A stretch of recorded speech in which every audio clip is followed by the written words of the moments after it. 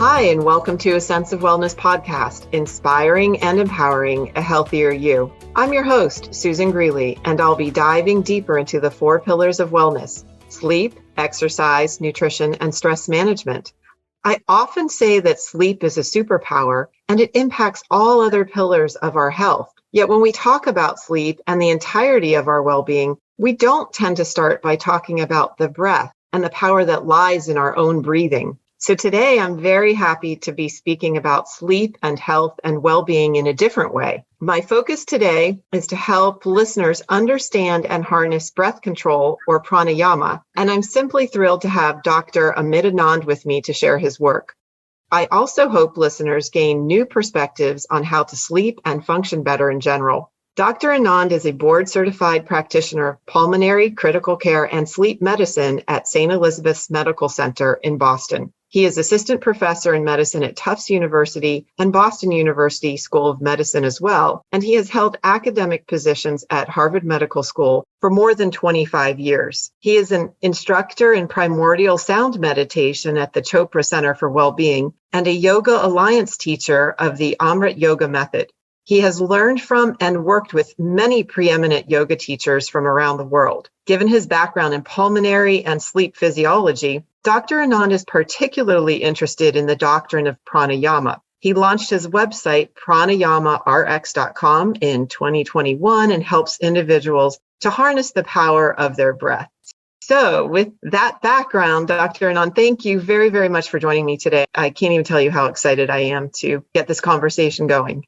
It's a joy to be here. Thank you for inviting me, Susan. Yes, well, this is such an important foundation of our health that I know gets overlooked. And you and I were just discussing that very briefly. So let's dive right in. And I want to ask you first a bit more about your background and how you even became interested in breath work. Yeah, so I grew up in India and trained in medicine at one of the preeminent institutes in Mumbai, what was originally called Bombay, and finished with my MBBS training in the late 1980s and then moved to the US, ironically, to learn the fundamentals of Ayurveda. Ayurveda is actually one of the indigenous forms of medicine in India, and I'd come to the West to actually learn about Ayurveda in snowy Massachusetts. I am quite surprised by that. Please explain, though. Yeah, so I had been halfway through my internship and my residency training and was rather frustrated with the way I was leading my life, the stress that had accumulated with nights and days of continuous work, and wasn't really fulfilled in the way I was practicing medicine. Mm-hmm. And at that stage in my life, we don't go through college. We jump straight from grade school into medical school in India. So there's no 4 years of undergrad. And so there was this time when I was in the ICU there, I had to make decisions on lives, and I wasn't really prepared, probably mature enough to make them, and disillusioned, frustrated, to say the least. And the opportunity came to actually come to the West to train with Dr. Chopra and his colleagues at the Maharishi Ayurvedic Institute in Lancaster, Massachusetts. And I jumped on it just as a means of helping me relieve my stress, but coming into some familiarity with part of my life that was all around me, I was exposed to, but I'd never learned. So it was just a wonderful meeting of both the East and the West, the parts of me that had trained in conventional Western allopathic medicine and the indigenous form of medicine in India, Ayurveda. And it was through that system that I began to appreciate the value of meditation, the value of yoga, and glimpsed a little bit at the time on the value of pranayama.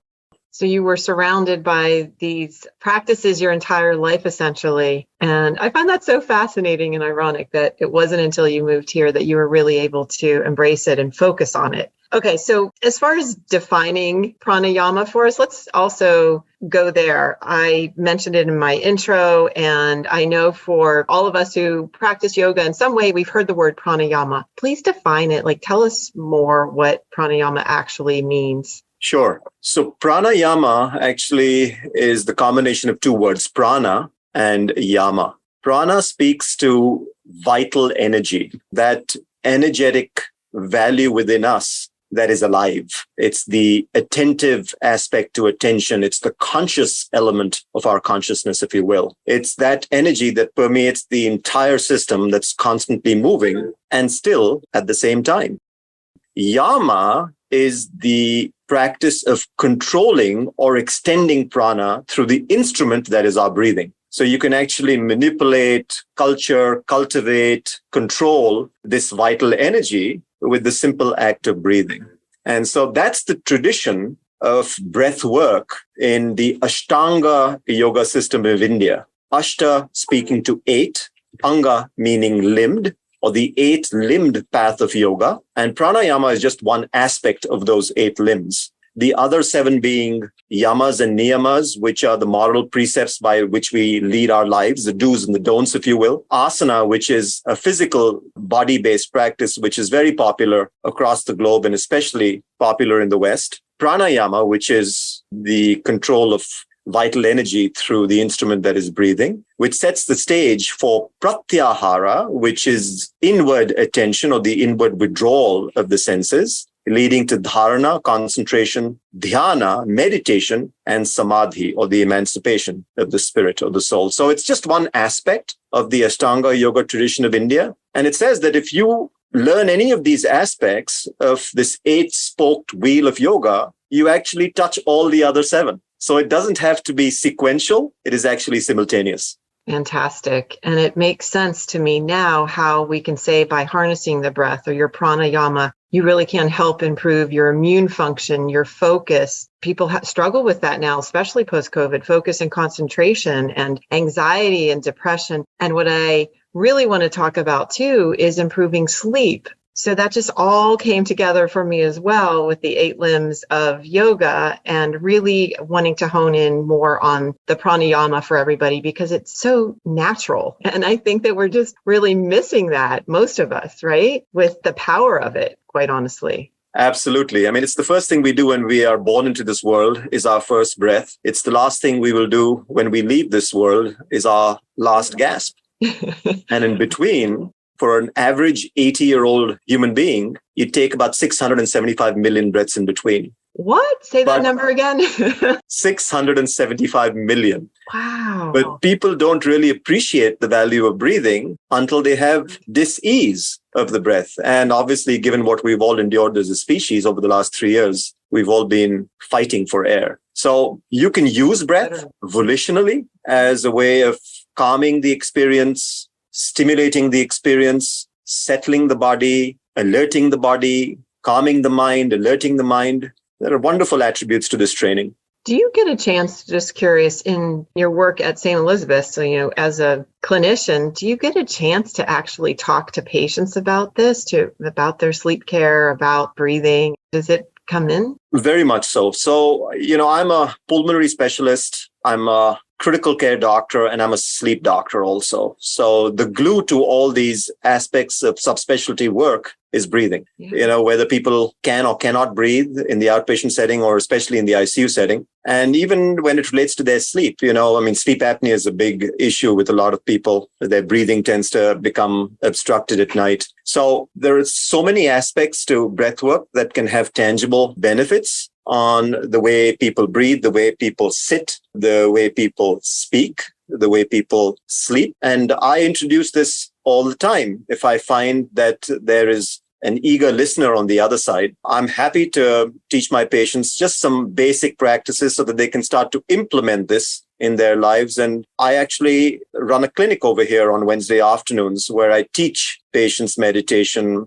and aspects of pranayama specific to their health or disease states. But what's really happened in the last 2.5 years, 3 years, Susan, is that as a medical community, we've experienced a lot of burnout with COVID care. And especially with young trainees just being thrown into the fire with managing very critically ill patients. There's been so much stress, so much burnout amongst our therapists, our nursing staff, our doctors alike. And I think there's a value to doing some of this work also. It relates to managing burnout and stress. Everyone's overworked. Everyone's sort of under sleeping. So I've been teaching my colleagues also, and a lot of house staff, a lot of residents of an eagerness to learn some of these techniques and put them into play. We have to. I agree. We have to support healthcare workers in so many industries. And I talk to people on a daily basis who are struggling with the stress and the burnout. And you touched on the sleep, really improving their sleep quality. Maybe there are situations where they simply don't get enough time to sleep. But if you've got 6 hours instead of 8, let's make those 6 hours high quality sleep.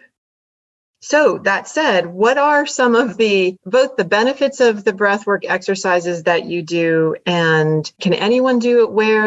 Really tell us, what are the techniques? Who can do it where, when? How do we start? Yeah. Now, so pranayama is for anyone who breathes or anyone who's an interest in learning how to breathe. It struck me as a fellow, the MGH, many, many years ago. I mean, I was trained to become a good diagnostician on pulmonary disease. The sicker the patient, the more esoteric the diagnosis, the more excited I became. But I never really knew how to teach people to breathe. Basics. Right? Yes. It is basic, isn't it? To calm heart rates, to ease anxiety in those critical care moments, and just a normal day-to-day stress. Exactly. And so there are aspects to this tradition that emphasizes posture. There are aspects that emphasizes nostril over mouth breathing. There are aspects that emphasize the rate and the depth of breath. So going from a breathing rate of about 12 to 15, which we are normally doing without being aware of it, to somewhere down between 5 and 6 breaths a minute. And that can be done quite easily, even with people who have disease of the breath. And it creates a complete synchrony between the cardiovascular system, the pulmonary gas exchange system, and the emotional state of well-being. So you feel a sense of calm. It actually comes with improved gas exchange, i.e. oxygen and CO2 exchange, and your blood pressure and your heart rate drop with resonant frequency breathing or slow, deep breathing. Pranayama teaches you the precepts of how to do this easily and consistently, such that the effects of a practice actually outlast the state. I'm thinking about that. There was a study many years ago, which I got my hands on as a fellow, and I was intrigued with this study. It was actually published out of Belgium in the 1980s, where this group of researchers actually looked at people who had been practicing yoga for about 4 to 8 years. And there were 12 such yogis and yoginis, and they looked at their breathing rates and their breathing depths. And they compared with them age and sex matched controls. And they found that these practitioners were breathing at about 4 to 5 breaths a minute, but their breath volume was increased by almost half a liter. So it's very different from the kind of breathing pattern that most human beings practice or even experience without even knowing it, which is normally about 12 to 15 breaths a minute at about half a liter. So this practice is actually a liter in volume at a rate of about 4 to 5 breaths per minute. And they found that it did not come at the cost of gas exchange. In fact, their oxygen levels were perfectly fine. But when they looked at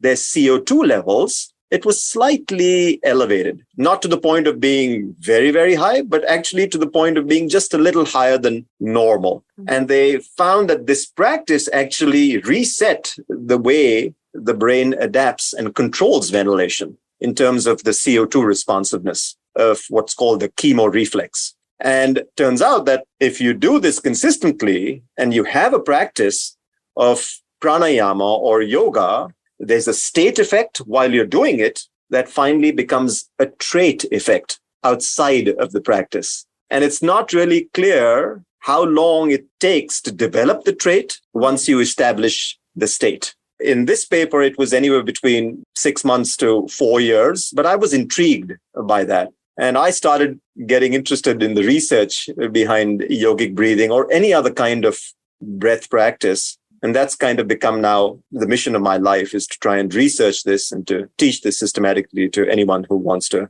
breathe. And do you specifically focus on, back to my original topic, or helping people sleep better? And I want to really focus on that in particular, the stress, the anxiety, depression, all of it, our overall health and well-being. But I originally said sleep is a superpower. And I think even more specifically, breathing and calming breath is what enables us to achieve that superpower. Don't you agree? And so that's where I really want to find out from you, are there specific techniques earlier in the day, or would this be right before bed? What is your approach to sleep specifically? Yeah, so I couldn't agree more with you. I mean, you started off by saying that sleep is the platform upon which the pillars of nutrition, exercise, all the other aspects of health stand. And it's absolutely true. It's the fuel to our daily existence. It is. We don't get 7 hours of sleep of good quality, hopefully in one big chunk or maybe in one big and one small chunk. We are going to suffer the consequences of insufficient sleep time or poor sleep quality. Stress has a strange way of affecting sleep. Stress contributes to a lot of sympathetic excess. So we are in this constant state of fight or flight that is reflected by physiological parameters of an elevated heart rate, elevated blood pressure, elevated breathing rate, a lower CO2. And that leads to arousal or leads to a vigilance that is not really helpful when one is trying to wind down at the end of the day and sustain high cortisol levels. Absolutely.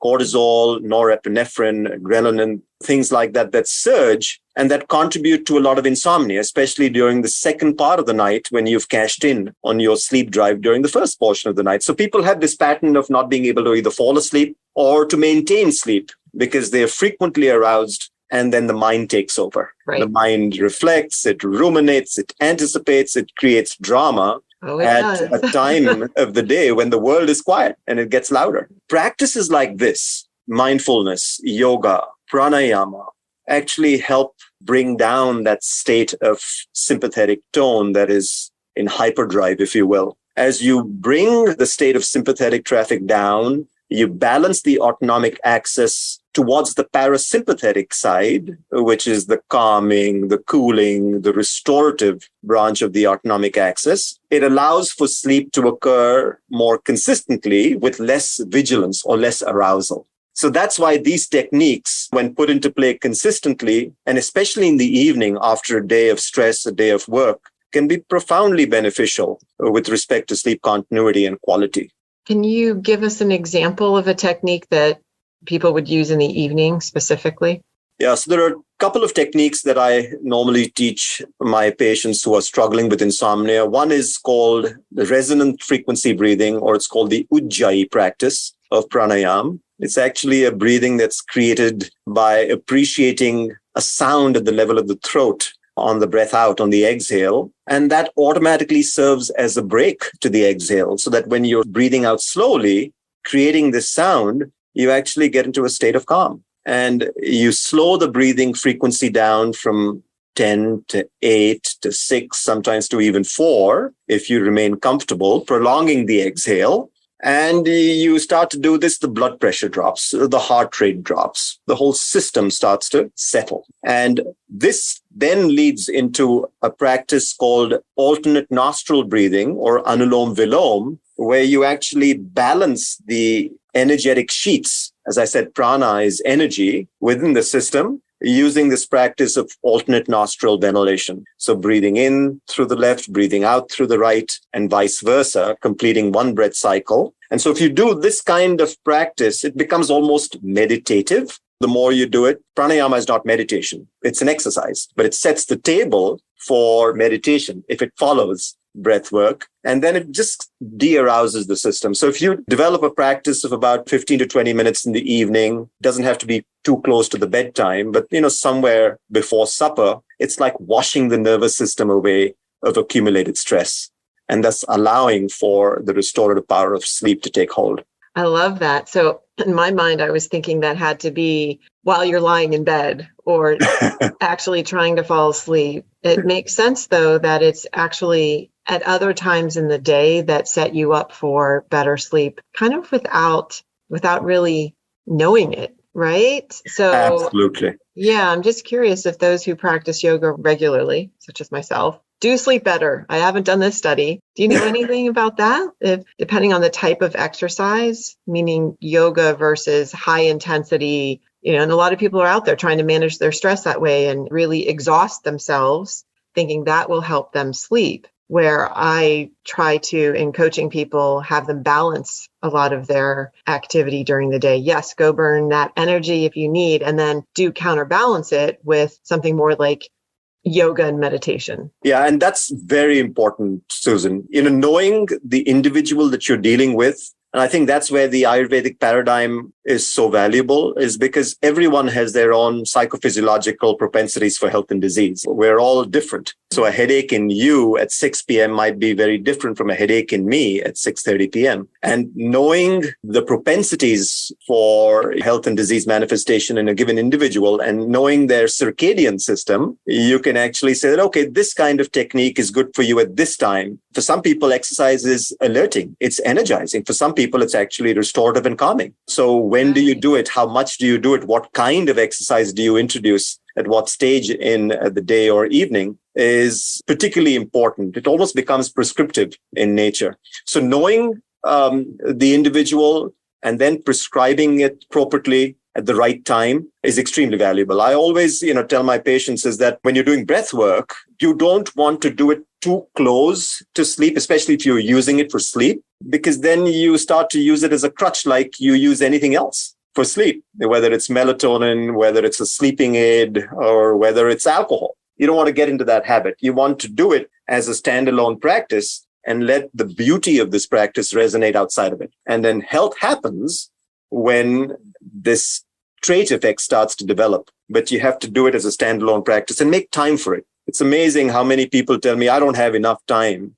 When they start to do this work and they make time for this, suddenly time opens up in a very sweet way for them for all their other activities. No, I completely agree. That is the limiting factor. And is there a starting amount of time that isn't over, say, can 5 minutes give you the benefits, or how do you approach that? 5 minutes is better than zero. I normally have my patients or anyone I'm teaching start with at least a 10-minute practice in the morning and a 10-minute practice in the evening of resonant frequency breathing, Ujjayi practice. And then again, depending upon where they want to take this, it's a graded program where they can use an alerting breath practice in the morning, a restorative practice in the evening, again, timed appropriately for the kind of life that they lead and the kind of individual that they are, to incorporate that at certain times of their day. I think once you get into the practice consistently, you settle very quickly, even within a couple of minutes of doing it. So what initially was learning to ride the bike becomes a natural flow after even 6 weeks of doing this, so that you really settle very quickly into the routine, even within a couple of minutes. But I do think that at least 10 minutes of this kind of work twice a day can be very beneficial, not only to start your day, but also to unwind from your day. Okay.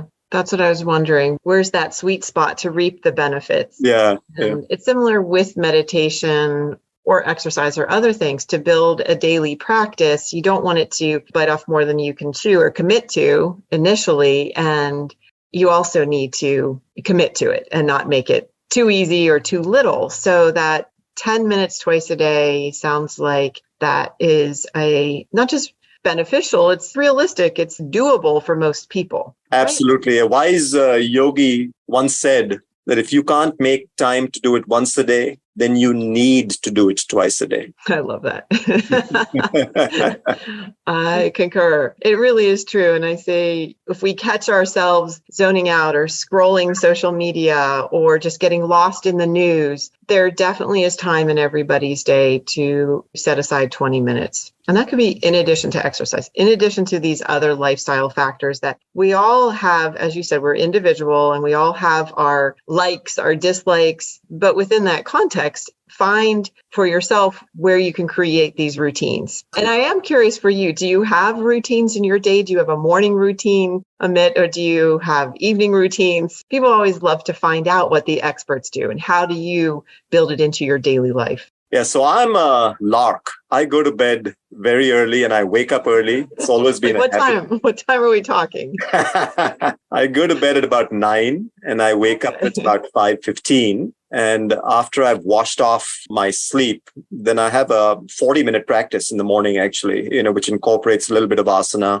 a lot of breath work, and some meditation. And I make that the work of my day, to be honest with you. It kind of sets the table for the rest of the day. And once I'm done with clinical work, I sort of literally close the book on my patient load. And then I do a practice before I even go home. because I know that once I'm home with family, with kids, with other responsibilities, it's going to be tough to make that space, to make that time. So I do an abbreviated practice in the evening after I'm done with work. It's interesting, when I used to do a lot of overnight shift work in the ICU a few years ago, my shift would start at 7 and I would be done with seeing patients by about 6:15, 6:30. And I was transitioning across the street to the ICU, and I would tell my house staff and I'd tell my nurses that give me 15 minutes, give me 20 minutes. I just need to do this practice.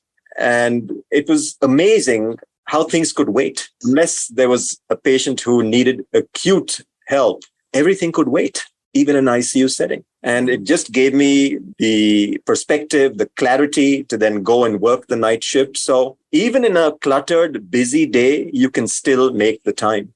And I'm so happy you said that. For listeners, if you could see, Dr. Anand is still sitting in his office. So I have to ask you, when we hang up from our conversation, from our call, I'm assuming you'll make that time before you head home. And this is what I really stress with people, is making it doable in your daily life. And I have the same. I have family, I have children, outside waiting for dinner, and it can wait. They can wait that 15 or 20 minutes, and many things can in our lives. It's prioritizing that. I love hearing that. And your routine in the morning, 40 minutes because you wake up early, there's plenty of time there as well. And so I thank you for sharing that. It's actually very inspiring and motivating, because it's so important for your functioning both professionally and also with your family, right? We're all better for it. Absolutely. I was so inspired by my teacher. He's 91 years of age this year. He lives in Lonavala, which is a hill station about 60 miles east of Mumbai. Mm-hmm. And a few years ago, I was really struggling with meditation, with my yoga practice, until I found breath. And pranayama is this key to the practice of both asana and dhyana, or meditation, that just did it for me. It kind of settled both body and mind in a very, very sweet way. And I needed to find someone who could teach this to me in a way that I could understand this, because I come from a background that is a little critical, that is a little analytical, that wants to know the physiology behind this, that wants to know what is the research behind this. And I was so fortunate to find this gentleman. He's a saint of a human being. His teacher was actually the doctor to Gandhi when India was going through its birthing stages in the 1930s and 1940s. And he still does administrative work for about 3 to 4 hours a day at the ashram where I learned pranayama. And he wakes up 3 o'clock in the morning. He does what's called an Agni Puja, or a little prayer around the fire.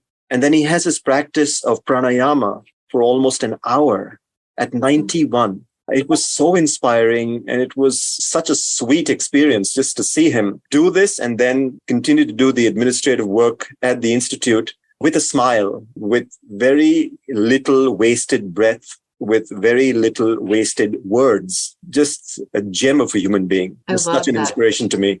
That is an inspiration. We all need that. I need that. You do. And that juxtaposition, because I've also trained in Boston and at these intense in critical care in a Western hospital, right? And you said, if that was your focus, and the more interesting or difficult the case, right? The better, the bigger the challenge. Very different and very intense. Whereas who knew that you would find your passion in something I have to call so simple and natural for all of us. And again, so overlooked. So true. So true. It's there in the backdrop if only you will look at it. And as soon as you bring it into the foreground by actually emphasizing breath as work, breath as an exercise, it completely transforms the experience. Whether it's a yogic practice, whether it's just tension at work, whether it's this constant distraction from A to B to Z, or whether it's for tangible health benefits. I found that to be the key to my transformation a few years ago.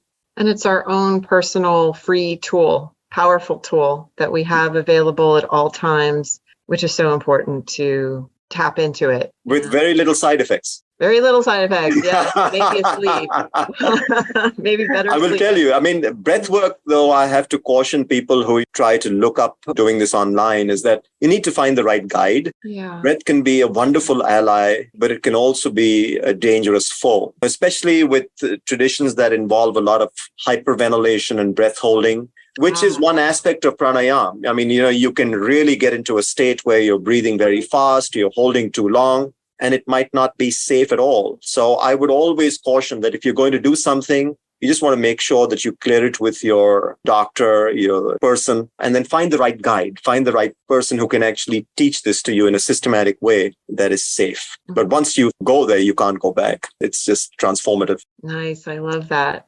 Well, you've just transformed the way I think about my power naps. Maybe I don't need power naps. Maybe I need to focus more on exactly building in the breathing practice. That's a key thing you said, though, is find the guide for you and do it in a safe way. As with anything, again, it's breathing. Sounds like how could it be unsafe? But thank you for pointing that out, because I think that that's also a very important aspect to keep in mind. And okay, so thank you. Switching gears just a little bit, I do want to ask and bring up, and I want to talk really focus on sleep. I do want to just ask quickly about any relevance to people recuperating from COVID, and because I know it has impacted a lot of people's breathing, still ongoing. And so I'd love to hear your perspective on that. Yes, I mean, COVID is a state of sympathetic storm, right? When we first started dealing with patients in March of 2020, I mean, the system was in complete disarray. The cardiovascular system overwhelmed with clotting, the respiratory system completely overflooded with distress in the alveolar space. And this wasn't a 3-day illness. For some and most, it was a 3 to 4 week illness. And one could only imagine how activated the sympathetic nervous system was and how exhausted the nervous system became after you recovered from something like this.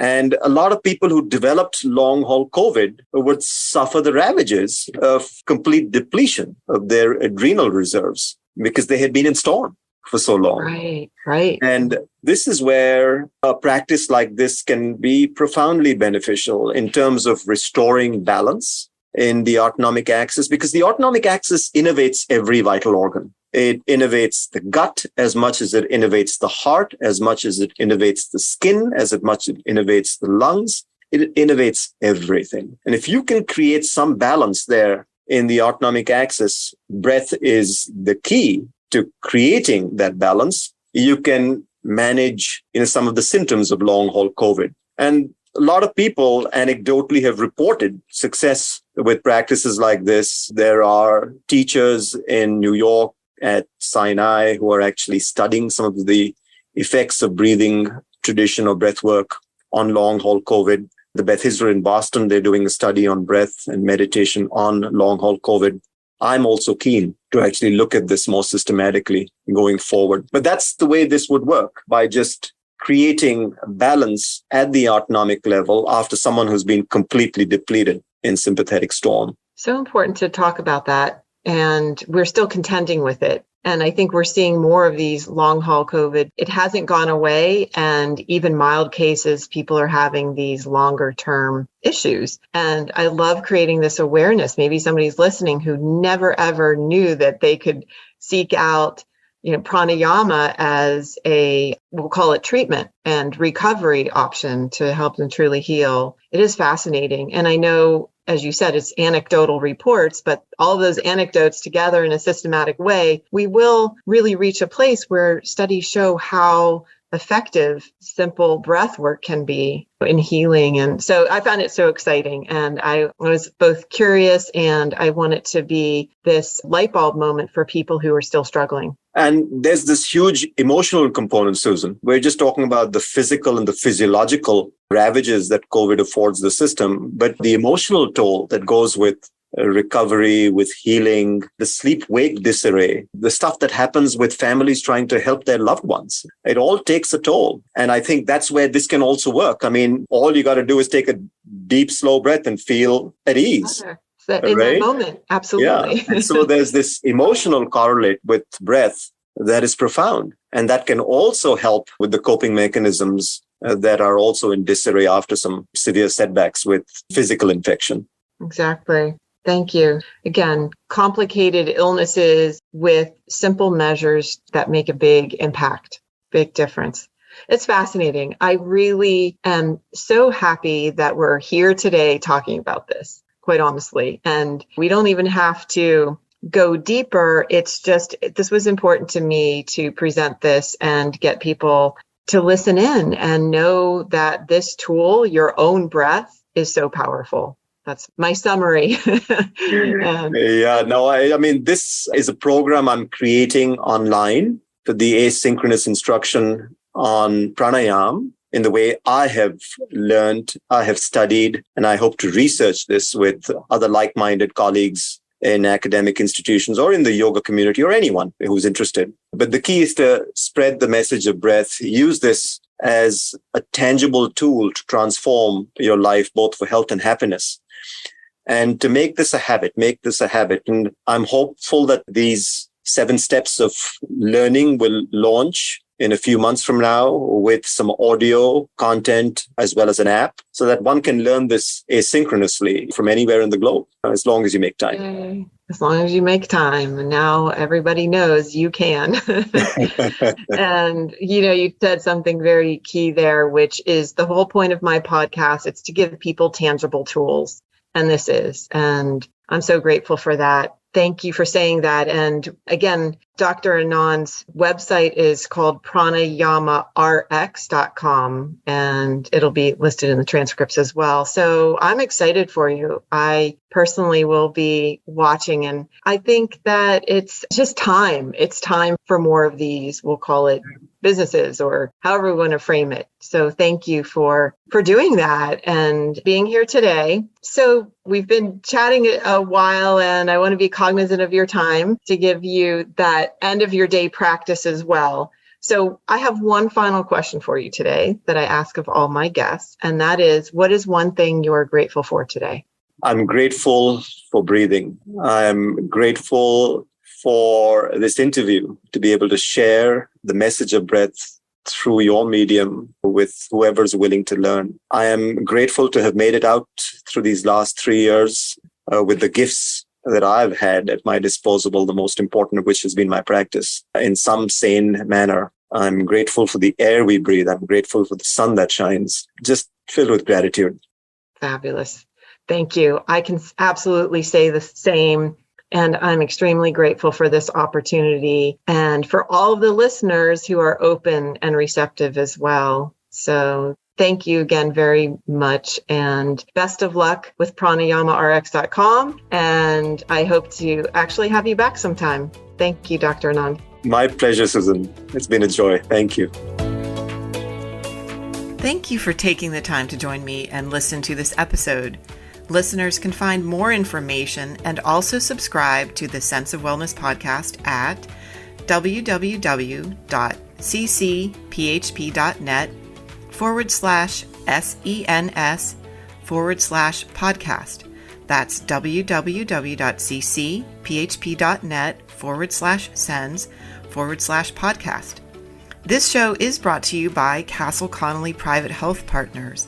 We are a concierge medicine organization that partners with exceptional physicians to deliver an unrivaled healthcare experience while also empowering our members to achieve their optimal well-being. Be sure to listen in next time to the Sense of Wellness podcast, and remember, simple daily habits matter most.